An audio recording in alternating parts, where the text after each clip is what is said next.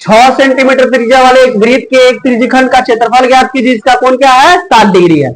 बाबू ध्यान दीजिए, 6 सेंटीमीटर त्रिज्या वाले एक वृत्त के त्रिज्यखंड का क्षेत्रफल ज्ञात कीजिए, जिसका कोण 7 डिग्री है। बाबू एक वृत्त बनाए हम, इसका सेंटर एक ओ है, एक बीच का बिंदु है जिसका नाम हम लोग ओ दिए। ओ से ए लाइन खींचे, ओ से बी लाइन खींचे, जो क्या है वृत्त की त्रिज्या है। ए भी वृत्त की त्रिज्या है और ओ भी वृत्त की त्रिज्या है, और त्रिज्या की लंबाई 6 सेंटीमीटर दिया है। वृत्त के अंदर जितना त्रिज्या बनता है सब इक्वल होता है। वृत्त के अंदर जितना त्रिज्या बनता है सब क्या होता है, इक्वल होता है, बराबर होता है। अब देखिए यहां दिया हुआ है जिसका कोण 60 डिग्री है, यानी यहाँ कोण कितना डिग्री का है 60 डिग्री का है। तो क्या निकालना है हमको, त्रिज्यखंड का क्षेत्रफल लिखेंगे। चूंकि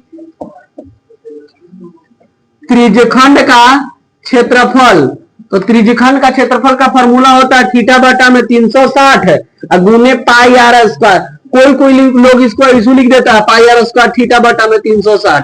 कंफ्यूज मत होइएगा, बात दोनों बराबर है, बात दोनों क्या है बराबर है। थीटा बटा में 360 गुने पाई आर स्क्वायर, और कोई पाई आर स्क्वायर गुने थीटा बटा में 360 लिख देता है, कोई दिक्कत नहीं है। ठीक है, जब ऊपर नीचे नहीं करता है, तिरछा तिरछी नहीं करता है, तो ऊपर से गुने ना करते हैं, तो थीटा में पाई आर स्क्वायर से गुना कीजिए तो फिर तो बतवा यही आ जाएगा। ठीक है, तो इस तरह से लिखो चाहे फिर इस तरह से लिखो, कोई दिक्कत नहीं है। तो थीटा का वैल्यू कितना दिया हुआ आपका 60 और 360 है, गुने पाई का वैल्यू 22/7 गुने आर कितना है आपका 6, आर कितना है 6, तो 6 दो बार लिखेंगे क्योंकि स्क्वायर है यहाँ पे। 6 कितना बार लिखेंगे 2 बार लिखेंगे क्योंकि यहाँ पे स्क्वायर है। अब देखिए बाबू ध्यान दीजिए, 60 के पहला 6 बार पढ़ेंगे तो 360 आएगा, या ऐसे भी कह सकते हैं 1 0 से 1 0 खत्म, 6 1 36 ना। अब 6 से एगो 6 खत्म हो जाएगा, बचा 22 गुने 7, सॉरी 22 गुने 6 बटा में 7। ठीक है, तो 22 छक 32 से 132 बटा में 7। त्रिज्या सेंटीमीटर में देवल है ना, त्रिज्या क्या चीज में देवल है सेंटीमीटर में, इसलिए इसको लिखेंगे सेंटीमीटर स्क्वायर। अगर ये मीटर में देता तो लिखते मीटर स्क्वायर।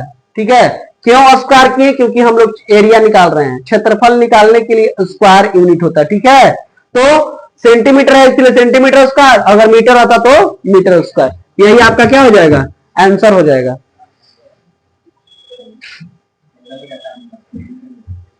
तो सब पढ़ाई पर ध्यान दीजिए आप लोग, एकदम सीरियसली नहीं है पढ़ने के मूड में, पढ़ाई कीजिए तभी तो हो पाएगा, नहीं तो फिर मुश्किल है।